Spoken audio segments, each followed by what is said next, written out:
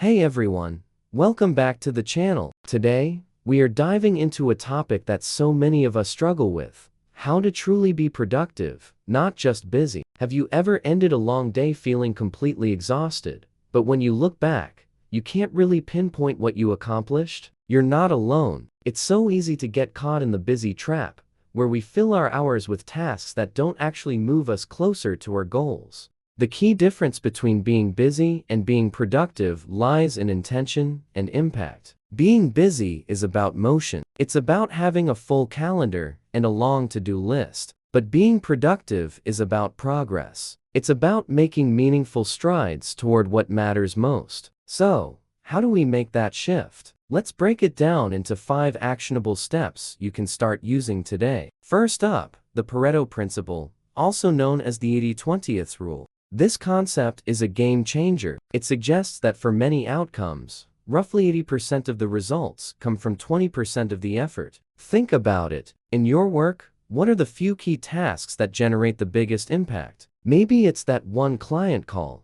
that specific part of a project, or that hour of deep, focused writing. Your first mission is to identify your 20%. At the start of each day or week, look at your to-do list and ask yourself, if I could only complete 2 or 3 things on this list, which ones would make the most significant difference? Those are your high-impact tasks. The rest are likely the busy work. They might feel urgent, like answering every single email as it comes in, but they often don't contribute much to your long-term goals. Focus your best energy on that critical 20%, and you'll see your output skyrocket. Our second step is something called time blocking. This is where you go from just having a to-do list to having a concrete plan of action. Instead of a vague list of things you hope to get to, time blocking involves assigning every single part of your day to a specific task. Open your calendar and literally block out chunks of time. For example, 9 to a.m. is draft project proposal. 10 to 10:30 a.m. is respond to urgent emails. This does 2 amazing things. First, it forces you to be realistic about how long tasks actually take. We often underestimate this, which leads to overscheduled, stressful days. Second, it protects your time for deep work. When you have a block scheduled for a high-priority task, you're less likely to get distracted by something less important. It's like making an appointment with yourself to get your most important work done. Don't forget to schedule breaks, lunch, and even time for unexpected interruptions. It makes the whole system more flexible and sustainable. Now for our third strategy, learn to say no. This one can be tough, especially if you're a people pleaser. But every time you say yes to something, you are implicitly saying no to something else. If you say yes to a last-minute meeting that isn't a priority for you, you're saying no to that hour you had planned for focused work. Saying no isn't about being rude or unhelpful. It's about protecting your boundaries and your most valuable resource, your time. You can say no gracefully. Try phrases like, "Thank you for thinking of me, but I can't commit to that right now as my plate is full," or, "I don't have the capacity for that at the moment, but I can help out next month." Remember, a clear no is much kinder than a hesitant yes that leads to you being overcommitted, stressed, and unable to deliver your best work. Your goals deserve to be your priority. Our fourth point is about tackling procrastination head-on with the 2-minute rule. This is a beautifully simple idea from David Allen's book, Getting Things Done. The rule is this: if a task takes less than 2 minutes to complete, do it immediately. Don't write it down. Don't schedule it for later. Just do it. Think about tasks like replying to a quick email, making a phone call, or putting a dish in the dishwasher. These small, nagging tasks can build up and create a sense of mental clutter that drains your energy and focus. By getting them out of the way instantly, you clear your mind and build momentum. For larger tasks that you're procrastinating on, use the 2-minute rule to just start. Want to go to the gym? Just put on your workout clothes. Need to write a report? Just open a new document and write the title. Starting is often the hardest part, and this little trick makes it almost effortless. Finally, our fifth and perhaps most crucial step is to embrace monotasking. In our hyper-connected world, Multitasking has been glorified as a superpower, but the truth is, our brains aren't built for it. When we think we're multitasking, we're actually task switching, rapidly shifting our focus between different things. This constant switching comes at a high cognitive cost. It drains our mental energy, increases the likelihood of making mistakes, and ultimately makes us less efficient. So, the solution is to focus on one single task at a time. When you're writing, just write. Close your email, put your phone on silent and in another room, and give your full attention to the task at hand. You'll find that you can enter a state of flow, where you're fully immersed, and work feels almost effortless. You'll complete the task faster, and to a much higher standard. Combining this with time blocking is the ultimate productivity combo. Dedicate a block of time to one task, and one task only. So, to recap our 5 steps to true productivity. 1. Use the 80-20 rule to identify and focus on your most impactful tasks. 2.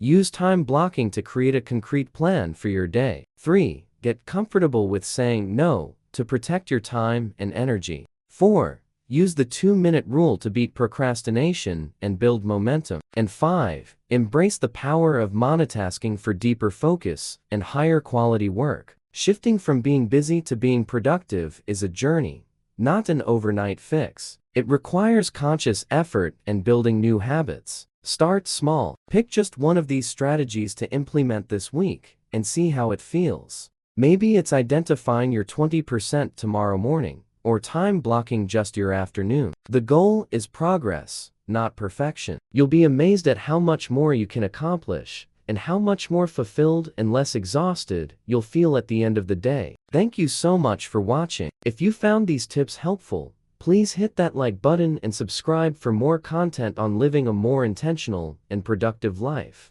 I'd love to hear from you in the comments below. Which of these strategies are you most excited to try? Or do you have a favorite productivity tip that I didn't mention? Share it with the community. Thanks again, and I'll see you in the next video. You drain your own battery, so that when you fail to deliver, you can blame exhaustion. Exhaustion is safer than inadequacy. This is sophisticated, and it is unconscious. No judgment, only understanding. Because once, control was your shield. If you ruined it first, no one else could. If you left before being left, you maintained dignity. So now, let before success can validate you, you preemptively invalidate yourself. That way, you stay in control of the narrative. It feels safer to be the architect of your downfall than the victim of rejection, even if the rejection is imaginary. Part 4. The fear of responsibility. Success changes how people relate to you. You cannot hide behind potential anymore.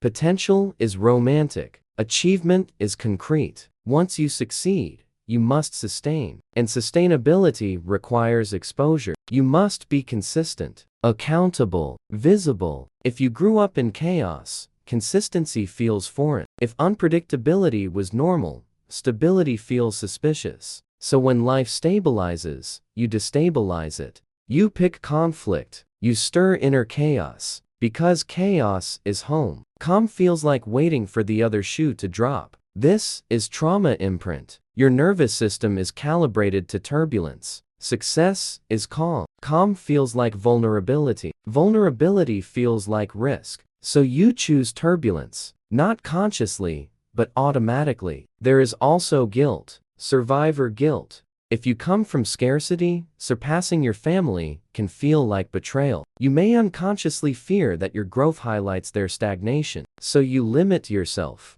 To remain relatable, to remain loyal, you trade expansion for belonging. Again, social survival. But here is the shift. The child needed the mask. The adult does not. Your emotional architecture is outdated. It was brilliant, adaptive, protective, but it was designed for a smaller world. You are not in that world anymore. The people around you are not your caregivers. Success is not a threat to attachment, unless you still believe it is, and belief shapes biology. Let us slow down. Right before you sabotage, there is a sensation, a tightness, a whisper. Who do you think you are? That voice is not truth. It is memory, memory disguised as identity, and identity disguised as morality. You call it humility, but often it is fear. You call it realism, but often it is avoidance. There are two paths. One is growth. The other is the cage. Growth demands you disappoint the version of you who survived.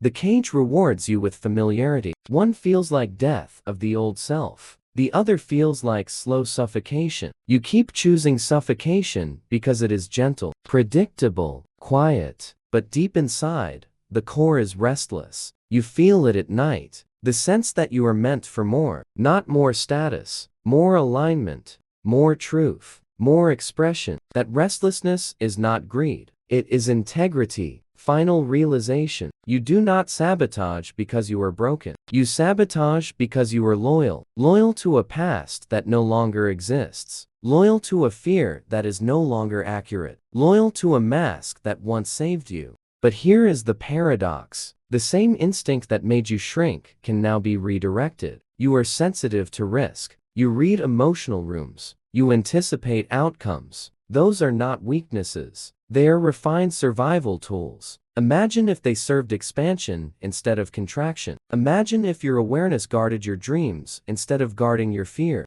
Success is not asking you to become someone else. It is asking you to shed armor. And armor always feels heavy right before it falls. So the next time you feel the urge to ruin something good, pause. Do not attack yourself. Observe. Say internally, I see you. You kept me safe. That is radical. Understanding, not forcing change, not shaming the behavior. Understanding the origin. When the origin is understood, the compulsion softens. You realize you are not fighting laziness. You are negotiating with history, and history loses its grip when it is named. You are not afraid of success. You are afraid of isolation. You are not afraid of visibility. You are afraid of losing love. You are not afraid of responsibility. You are afraid of being alone at the top. But what if the top is not isolation? What if it is alignment? What if the people meant for you only meet you when you stop shrinking? This is the shift. Success does not betray your past. It completes it. The child survived so the adult could expand. The mask was never meant to be permanent. It was armor for a war that is over. And the core has been waiting, not impatient, just steady, ready for you to trust that growth no longer equals abandonment, that visibility no longer equals danger, that power no longer equals rejection. You are not self-sabotaging. You are standing at the edge of identity death. And identity death feels like danger, but it is transformation. So ask yourself quietly, if success did not threaten love, who would you become? If visibility did not threaten safety, how would you act? If outgrowing your past did not mean betraying it, what would you allow? Sit with that. Because the moment before you sabotage is the moment before you evolve. And evolution always feels like loss before it feels like freedom. Tell me, which truth unsettled you the most? And are you ready to see what happens when the core finally steps forward?